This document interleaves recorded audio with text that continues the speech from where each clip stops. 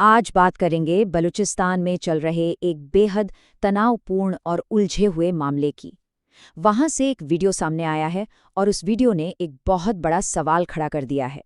क्या कुछ पाकिस्तानी सैनिकों को सच में बंधक बना लिया गया है या फिर ये सब एक बड़ी साजिश का हिस्सा है?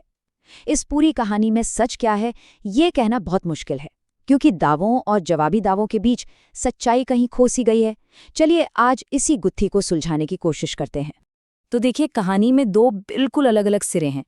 एक तरफ एक वीडियो है जो वायरल हो चुका है, जिसमें कुछ लोग दावा कर रहे हैं कि वो पाकिस्तानी सैनिक हैं, और दूसरी तरफ पाकिस्तानी सेना है जो साफ साफ कह रही है कि ऐसा कुछ नहीं है। सवाल एक ही है, आखिर सच कौन बोल रहा है? ये सारा मामला शुरू होता है इसी वीडियो से। इसे जारी किया है बलूचिस्तान लिबरेशन आर्मी यानी BLA ने, और इस एक वीडियो ने पूरे इलाके में, आप कह सकते हैं, एक भूचाल सला दिया है। तो सवाल ये है कि भाई इस वीडियो में आखिर है क्या जिसने इतना बड़ा बखेड़ा खड़ा कर दिया है? आइए जरा गौर से देखते हैं कि BLA ने दुनिया के सामने क्या रखा है। वीडियो में दिखता क्या है? कुछ लोग हैं मिलिट्री जैसी वर्दी पहने हुए। वो कैमरे पर अपने पाकिस्तानी ID कार्ड दिखा रहे हैं और बहुत ही इमोशनल होकर अपने बीवी बच्चों का वास्ता देकर पाकिस्तानी आर्मी लीडरशिप से गुहार लगा रहे हैं कि प्लीज हमें बचा लो। और इसी वीडियो में एक आदमी एक ऐसा सवाल पूछता है जो सीधा दिल में चुभता है। वो कहता है, सेना कैसे कह सकती है कि हम उनके लोग नहीं हैं? अगर ये ID कार्ड सेना का नहीं तो फिर किसका है? मतलब ये सवाल ही इस पूरे मामले के, आप कह सकते हैं, जड़ है। तो BLA का स्टैंड इस पर बिल्कुल क्लियर है। उनका दावा है कि ये कोई आम लोग नहीं बल्कि पाकिस्तानी सेना के बाकायदा भर्ती किए हुए सैनिक हैं, और इन्हें बलूचिस्तान में एक मिलिट्री ऑपरेशन के दौरान पकड़ा गया है। लेकिन जैसा मैंने कहा, कहानी का एक दूसरा पहलू भी है, और वो पहलू इस पूरी कहानी को 180 डिग्री घुमा देता है। ये है पाकिस्तानी सरकार का वर्जन, जो इससे बिल्कुल अलग है। तो यहाँ पर देखिए, दो बिल्कुल अलग अलग कहानियां हैं, जमीन आसमान का फर्क है। BLA कह रही है ये सैनिक है, पाकिस्तान कह रहा है ये हमारे हैं ही नहीं। BLA कह रही है इनके पास मिलिट्री के डॉक्यूमेंट्स हैं, पाकिस्तान कह रहा है हमारा कोई जवान मिसिंग नहीं है। BLA कैदियों की अदला बदली की मांग कर रही है और पाकिस्तान कहता है कि कोई बातचीत चल ही नहीं रही। ये एक सीधी सीधी नैरेटिव की लड़ाई है। और कमाल की बात यह है कि पाकिस्तान सरकार की तरफ से इस पूरे मामले पर एक तरह की खामोशी है। कोई ऑफिशियल बयान नहीं, कोई एक्नॉलेजमेंट नहीं।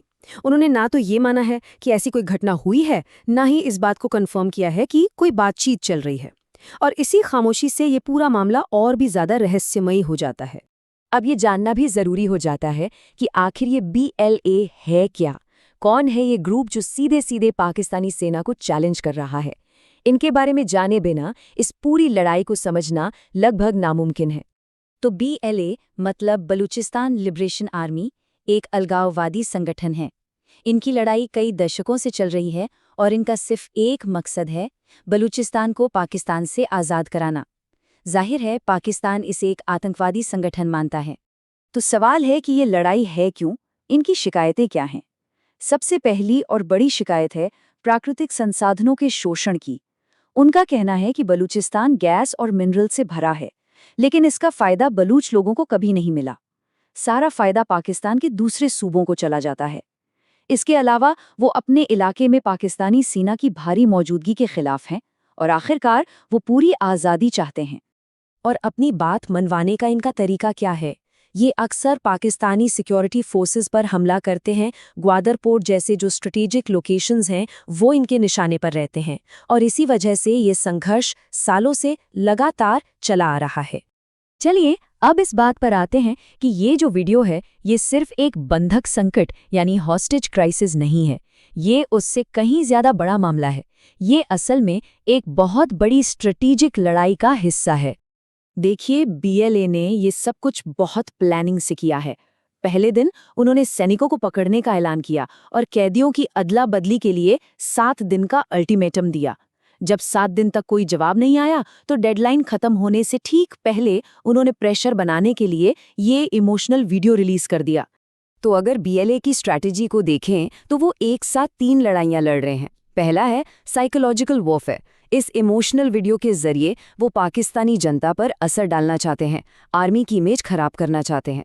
दूसरा, ये एक पॉलिटिकल डाव है। वो सरकार पर इतना दबाव बनाना चाहते हैं कि वो बातचीत की टेबल पर आने को मजबूर हो जाए।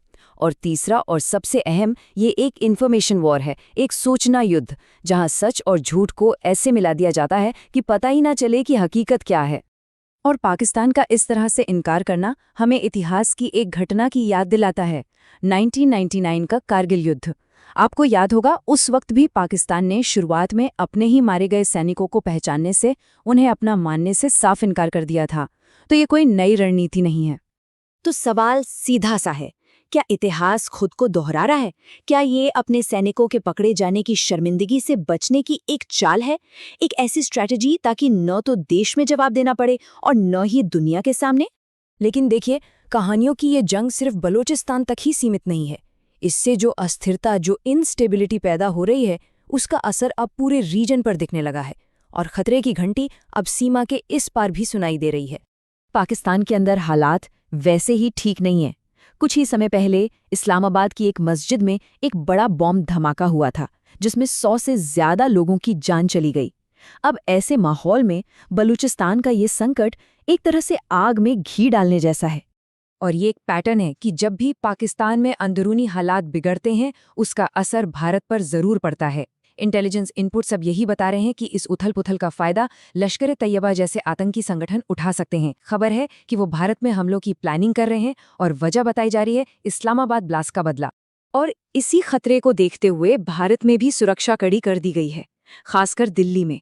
लाल किला, चांदनी चौक, मंदिर और जितनी भी भीड़-भाड़ वाली जगह हैं, वहाँ हाई अलर्ट है। सिक्योरिटी एजेंसीज पूरी तरह से मुस्तैद हैं। तो ये पूरा मामला हमें साफ साफ दिखाता है कि कैसे एक जगह का छोटा सा लगने वाला संघर्ष और ये जो इन्फॉर्मेशन वॉरफेयर है, ये कितनी तेजी से एक बड़े रीजनल सिक्योरिटी थ्रेट में बदल सकता है। एक ऐसा खतरा जिसका असर पूरे दक्षिण एशिया पर हो सकता है। तो आखिर में बस एक ही सवाल बचता है, सूचना की इस जंग में जहां खुद सच्चाई ही निशाने पर हो, तो सबसे पहली बलि किसकी चढ़ती है?